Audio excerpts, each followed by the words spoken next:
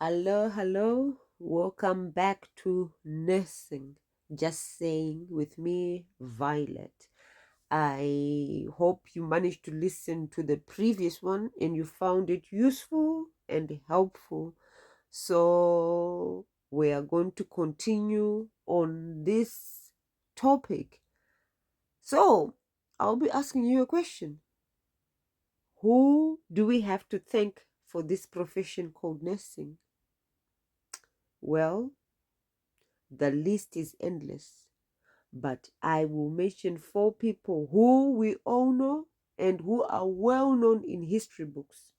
But there are many, many other people who we might not even know by name. But I'm just going to mention these 4. And these 4 are St. Helena, who was a British princess and also mother to Emperor Constantine. We have Fabiola. She was a high-ranking woman in the Roman Empire. And then we have Florence Nightingale. She was also influential and she was the resident superintendent in London Hospital. And then we have Mary Seacole. She was a Jamaican-born nurse who lived in England, and she was also influential to the extent that she was able to use her own resources to go help the wounded in the battlefield. Wow. Yes, you can see these were selfless, compassionate, and passionate individuals. They were passionate about their calling. They even worked for no pay. Now, that is commitment. In so doing, they moved others to become nurses and also contribute to the care of those who were in need of care due to sickness and injury.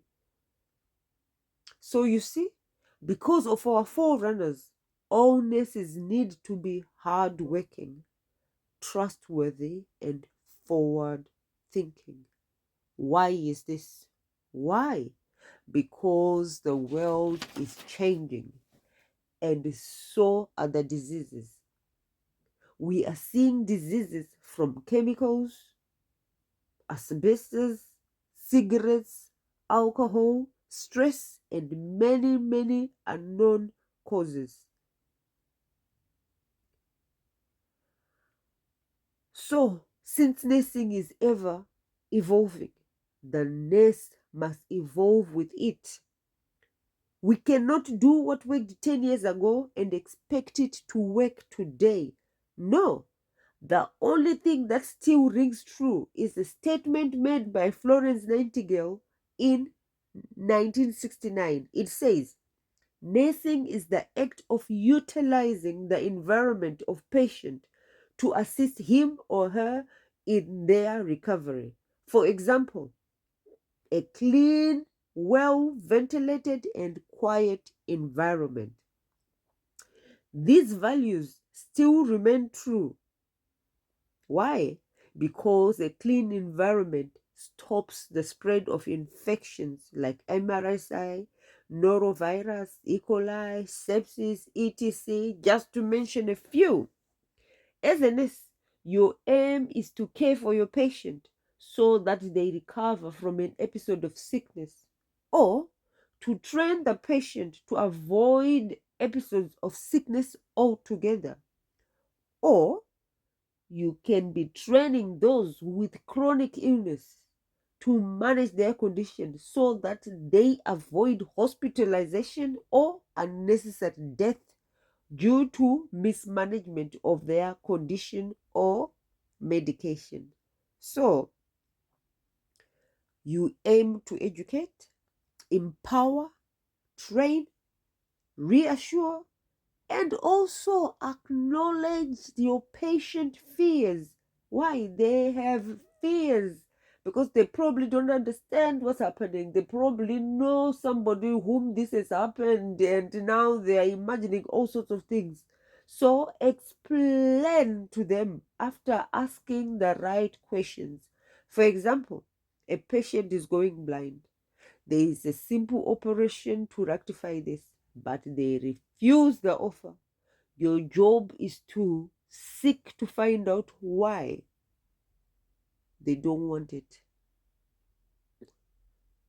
So you can ask, why do you not want to have this procedure done? So they might say, I'm afraid it will go wrong and I will end up with more problems. Here, you give leaflets, you give statistics, and the high success rate, and you reassure them, but do not force them to accept the procedure. Also, remember, there are other healthcare professionals involved in this. So let everybody play their own part. Do not overstep your boundaries. So you might ask this patient this same question, and they might say, well, 3 members of my family have had this condition and they've had this same procedure done and they died. So I would rather not do it, as they were healthy and no complications were expected, but they still died. So, no, thank you. In this case, you look at alternative, non-invasive treatments, e.g. eye drops, glasses, less screen time, and acceptance of what lies ahead. You cannot force your beliefs on them. Mind you, you won't necessarily be doing all this. The doctor will be doing most of the things. You are just reinforcing what's being said. And remember, you cannot take away their beliefs, because they can say they are trusting God to heal them. Do not judge. Do not suppose they're crazy or lack understanding. Just remember, your role is to empower, educate, give knowledge, and to allow patients to make informed choices. Unfortunately, some of these choices are based on the information they already hold, information they have, their personal beliefs, their family history, or personal experience. There is nothing you can do about that. As long as you have given them all necessary information, done the required referrals, and consulted with other healthcare professionals, then you have done your part and the rest lies with the patient. Your role is to promote health, promote healing, promote growth, and promote development. You aim to prevent disease, illness, injury, and disability of people in your care. A quick example: you have a patient who's prone to falls. What would you do? You would put a sensor mat so that when they get up, everybody is aware that they are up and they come to assist. Now, let's suppose you have another patient who gets up but are not even aware that they can no longer walk, but they can still stand up and try to walk. You are going to put that sensor mat and you are going to put them in a place where everyone can see, or put somebody nearby to watch them. Why? So that they do not fall and injure themselves, perhaps break a hip, and then not be able to stand up altogether. I know that is an extreme example, but it is a reality. After you've done that, you're going to have to create a detailed care plan to explain why and what has been implemented. Why? To ensure everyone knows how to care for that patient successfully and correctly. Also, ensure that all necessary steps have been followed, the right people informed, and are involved. Whew. Whoa, that is quite a lot. I feel exhausted just talking about it. So I end here.